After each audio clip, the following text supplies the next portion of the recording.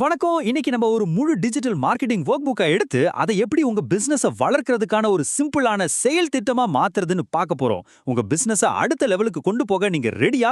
வாங்க ஆரம்பிக்கலாம். முதல்ல நாம எல்லாரும் நம்மள நாமளே கேட்டுக்க வேண்டிய ஒரு முக்கியமான கேள்வி. உங்கள் தொழில் ஏன் வளரவில்லை?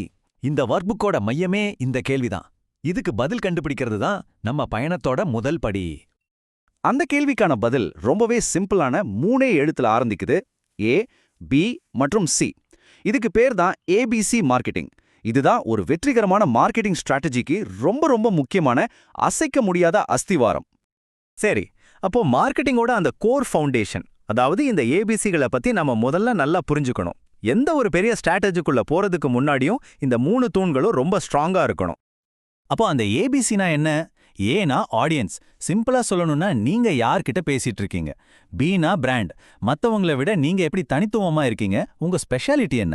கடைசியா சீனா கண்டென்ட், உங்க ஆடியன்ஸ்க்கு உண்மையிலேயே மதிப்புள்ள பயனுள்ள ஒரு விஷயத்தை நீங்க உருவாக்கணும்.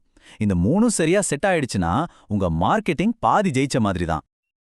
ஓகே, இப்போ ஃபவுண்டேஷன் போட்டாச்சு. அடுத்த ஸ்டெப் என்ன? நம்ம கத்துக்கிட்ட விஷயத்த ஒரு தெளிவான வளர்ச்சி திட்டமா மாத்தணும். அதாவது கோல் செட் பண்றதிலிருந்து அதை செயல்படுத்துற சிஸ்டம் வரைக்கும் எப்படி போறதுன்னு இப்ப பார்க்கலாம். இதுல முதப்படி ஸ்மார்ட் கோல் செட் பண்றது தான். அதாவது உங்க இலக்குகள் ரொம்ப ஸ்பெசிஃபிக்கா இருக்கணும், அதை அளக்க முடியணும், அதை அடையக்கூடியதா இருக்கணும், உங்க பிசினஸ்க்கு பொருத்தமானதா இருக்கணும், கடைசியா அதை முடிக்க ஒரு டைம் லிமிட் இருக்கணும். அப்போதான் அது வெறும் ஆசை இல்ல, ஒரு ஆக்ஷன் பிளான். ஆனா ஒரு கோல் மட்டும் இருந்தா போதுமா? நிச்சயமா இல்ல. ஒரு கோலை அடையறதுக்கு ஒரு சிஸ்டம், அதாவது ஒரு முறையான அமைப்பு இல்லனா அந்த கோல் வெறும் பேப்பர்ல மட்டும்தான் இருக்கும். இதுதான் உங்களுக்கான அந்த சிஸ்டம். AIDA sales funnel. இது ஒரு 4 ஸ்டெப் ப்ராசஸ். முதல்ல ஏ, உங்க ஆடியன்ஸோட கவனத்தை அட்டென்ஷனை ஈர்க்கணும். அடுத்து ஐ, உங்க மேல ஒரு ஆர்வத்தை இன்ட்ரெஸ்ட உருவாக்கணும். அதுக்கப்புறம் டி, உங்க பொருளை வாங்கணுங்கிற ஆசையை தூண்டணும். கடைசியா ஏ, அவங்கள வாங்க வைக்கிற செயலை ஆக்ஷனை செய்ய வைக்கணும். இங்க பாருங்க, இந்த ஒர்க் புக்ல 92 நாட்கள் 30 கஸ்டமர்கள்னு கையால எழுதியிருக்கு. இதுதான் ஒரு ஸ்மார்ட் கோலை இந்த AIDA சிஸ்டம்ல எப்படி அப்ளை பண்றதுங்கிறதுக்கு ஒரு பெர்ஃபெக்ட் உதாரணம். Okay, plan ready. இப்போ அந்த பிளானை ஓட வைக்கிற இன்ஜினை பத்தி பேசலாம்.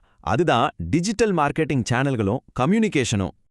டிஜிட்டல் மார்க்கெட்டிங்கிறது ஒரு பெரிய வலைப்பின்னல் மாதிரி. சோஷியல் மீடியா, SEO, இமெயில்னு பல சேனல்கள் ஒன்னா சேர்ந்து வேலை செய்யும். ஆனா இந்த ஒர்க் புக் ஒரு குறிப்பிட்ட கருவிக்கு ஸ்பெஷல் கவனம் கொடுக்குது. ஏன்னா சின்ன பிசினஸ்களுக்கு நேரடி தொடர்பு தான் மிகப்பெரிய பலம். அந்த பவர்ஃபுல்லான கருவி எதுன்னு நினைக்கிறீங்க? அது நம்ம எல்லார்கிட்டயும் இருக்கிற ஒண்ணுதான். அதுதான் வாட்ஸ்அப் பிசினஸ். பாருங்க, உங்க பிசினஸ் ப்ரொஃபைலை செட் பண்றது எவ்வளோ ஈஸின்னு. வாட்ஸ்அப் பிசினஸ் ஆப்பை ஓபன் பண்ணுங்க, செட்டிங்ஸ் போங்க, உங்க பிசினஸ் டீடைல்ஸை டைப் பண்ணுங்க, சேவ் பண்ணுங்க, அவ்வளோதான். 2 நிமிஷத்துல உங்க டிஜிட்டல் கடை தயார். சரி, ப்ரொஃபைல் செட் பண்ணியாச்சு. அடுத்து கஸ்டமர்ஸ் கூட எப்படி ஒரு நல்ல உறவை வளர்க்கறது? புதுசா மெசேஜ் பண்றவங்கள வரவேற்க ஒரு கிரீட்டிங் மெசேஜ் செட் பண்ணுங்க. நீங்க பிஸியா இருந்தா அவே மெசேஜ் உங்களுக்கு பதில் சொல்லிடும். அடிக்கடி கேட்கிற கேள்விகளுக்கு குயிக் ரிப்ளைஸ் யூஸ் பண்ணா உங்க நேரம் மிச்சமாகும். லேபிள்ஸ் வச்சு யாரு புது கஸ்டமர், யாருக்கு பேமெண்ட் பாக்கின்னு ஈஸியா ட்ராக் பண்ணலாம். இந்த மாதிரி சின்ன சின்ன விஷயங்கள் தான் கஸ்டமர் நம்பிக்கையை பெரிய அளவுல உருவாக்கும். இவ்வளோ நேரம் தியரி, ஸ்ட்ராட்டஜின்னு நிறைய பேசிட்டோம். இப்போ ரொம்ப முக்கியமான பகுதிக்கு வந்திருக்கோம். இதையெல்லாம் எப்படி தினசரி பழக்கத்துக்கு கொண்டு வர்றது, அதுக்கு என்னென்ன கருவிகள் தேவை, அதை தான் இப்போ பார்க்க போறோம். உங்க வேலையை ரொம்ப சுலபமாக்க இந்த ஒர்க் புக் சில இலவச கருவிகளை பரிந்துரைக்குது. உதாரணத்துக்கு, மெயில்சிம்பை வச்சு நீங்க கஸ்டமர்ஸ்க்கு இமெயில் அனுப்பலாம். கேன்வாவை பயன்படுத்தி டிசைனரே இல்லாம நீங்களே சூப்பரா போஸ்டர்ஸ் உருவாக்கலாம். இந்த மாதிரி உங்க ஒவ்வொரு வேலைக்கும் ஒரு கருவி இருக்கு. இப்போ இதுதான் இந்த முழு திட்டத்தோட கிளைமேக்ஸ், 100 நாட்கள் சேலஞ்ச். இது ஒரு சிம்பிள் செக்லிஸ்ட்.